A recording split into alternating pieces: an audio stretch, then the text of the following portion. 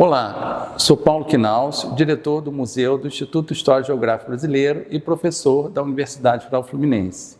Queria dar as boas-vindas a todos os visitantes a essa exposição Imediata Proteção do Imperador. É uma exposição permanente e caracteriza a memória institucional do IHGB, o nosso Instituto Histórico e Geográfico Brasileiro.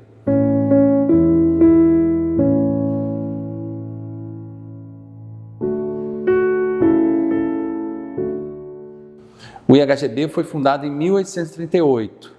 Logo após sua fundação, o imperador Pedro II foi declarado protetor da instituição.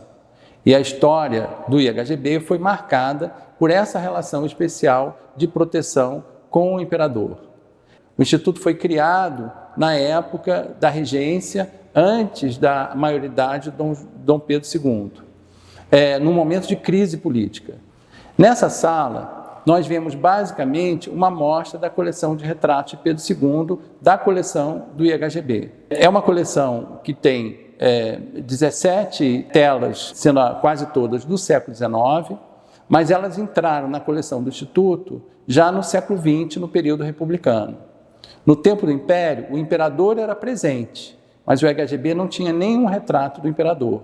Todos esses retratos foram reunidos no período republicano, no momento em que a instituição passou a guardar a memória do período imperial. Essa coleção ela foi montada justamente porque a memória do Império foi desmontada nos seus espaços oficiais. Então, um dos quadros importantes da coleção é um quadro do pintor francês Édouard Viennot. Esse quadro veio do Ministério das Relações Exteriores da época. Com o fim da República, não havia sentido o Ministério apresentar um retrato do Pedro II. E assim foi transferido o retrato para o IHGB.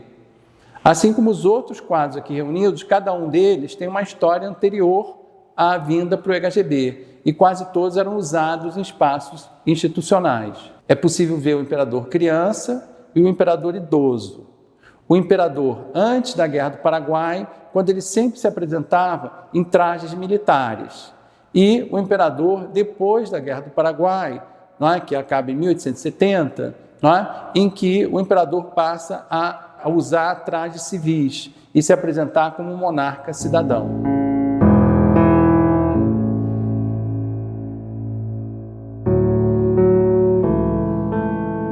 Nessa sala, a gente ainda reúne algumas peças escultóricas importantes.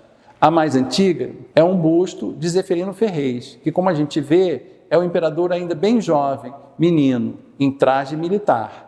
Aqui, à minha esquerda, a gente vai ver estatuetas que são estudos de um escultor francês, Félix Charpentier, uma peça que não foi feita, a gente só conhece os estudos, e que já são do período posterior à morte do imperador.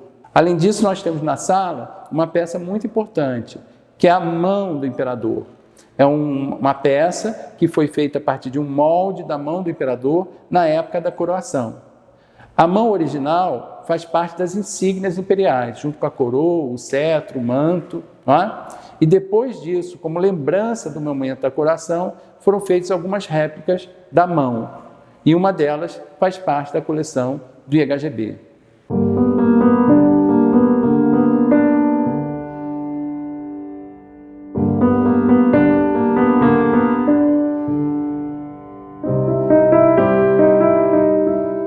Finalmente, na sala nós temos um relógio, que é uma escultura francesa, do início do século XIX, e que é uma peça que foi vendida no famoso leilão do Paço, que aconteceu depois do exílio da família imperial, já no período republicano. Todas as peças do imperador, da família imperial, foram colocadas à venda, aquilo que eles não levaram para a Europa e aquilo que eles não doaram para as instituições no Brasil. Essas peças foram colocadas no famoso leilão do Paço. O Instituto tem uma peça que veio do leilão do Paço, que é esse relógio, que é uma representação de Psique coroando Eros. É uma representação do amor, do casamento dos dois e da conquista da imortalidade, porque por esse casamento Psique conquistou a imortalidade. A monarquia estava destinada à imortalidade. Daí a relação do mito da Psique e de Eros com a monarquia brasileira. No caso da monarquia brasileira, como a gente sabe, a imortalidade não sobreviveu, não é, à proclamação da República. E é por isso que a história do Império do Brasil se tornou objeto de coleção. E o EHGB afirmou a sua identidade como instituição colecionadora a partir da República, quando passou a colecionar itens do tempo do Império. Depois disso, nunca mais parou de colecionar coisas da história do Brasil e construiu uma rica coleção.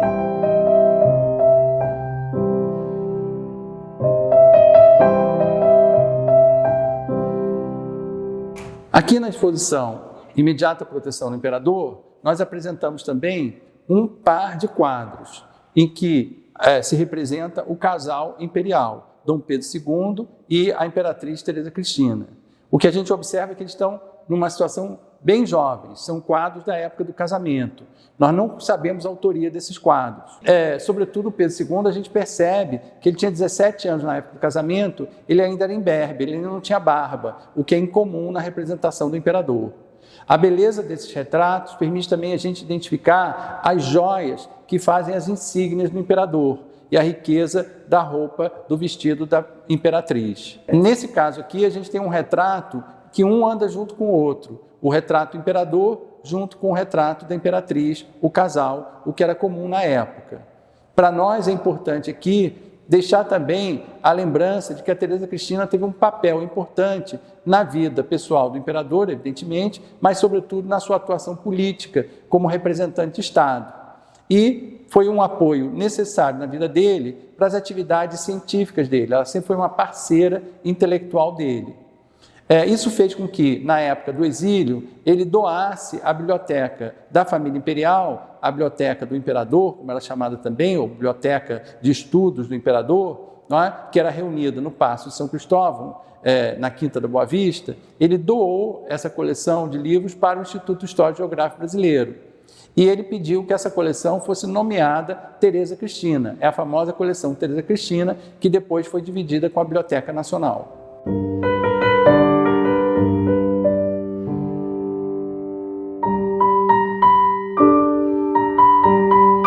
A memória da presença do imperador Pedro II no IHGB se estende ao Salão Nobre, que é o auditório principal da instituição, onde acontecem os grandes diálogos acadêmicos da casa. Nesse espaço se reúne a famosa tela de Araújo Porto Alegre, representando a coroação de Pedro II. Se trata de uma tela inacabada, é uma pintura histórica, daquelas de grande formato, que a gente conhece como a das batalhas, não é? Que estão no Museu Nacional de Belas Artes. Araújo Porto Alegre era um artista que trabalhava muito próximo do Pedro II, e em certo momento houve um afastamento político entre eles. Provavelmente isso explica o abandono da tela, até ser redescoberta em 1907. Foi trazida para o Instituto Histórico e restaurada, e colocada aqui no Salão Nobre desde 1974. Junto a ela, no pé da tribuna, fica o famoso Marco de Cananéia, que é um daqueles marcos que os portugueses trouxeram para a América Portuguesa para afirmar a sua dominação colonial na terra da América Portuguesa. Em 1501, naquelas expedições de guarda-costas, existe um que é o de Touros, conhecido no Rio Grande do Norte, e o Marco de Cananéia, que foi colocado no litoral de São Paulo atual. E foi trazida para o Instituto Histórico e Geográfico Brasileiro na década de 60 do século XIX, por iniciativa do Barão de Capanema, preocupado em que esse vestígio da história do país fosse abandonado, esquecido e depredado. Ao fundo, nessa sala, existe uma cadeira. Essa cadeira era a cadeira que Pedro II sentava quando vinha ao Instituto e presidia as sessões acadêmicas. Depois do banimento da família e da morte de Pedro II, o presidente da República se tornou presidente honorário do Instituto Histórico e Geográfico Brasileiro.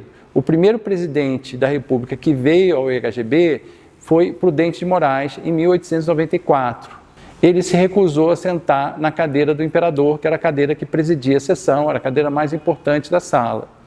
Ele não quis confundir a sua presença com republicana, com a presença do imperador. Desde então, a cadeira ficou separada.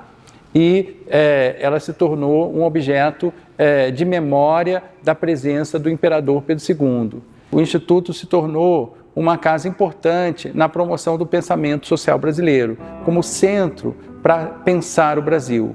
Essa tarefa fundadora do Instituto segue sendo a tarefa que inspira todas as atividades do Instituto, provocar a todos a pensar o Brasil.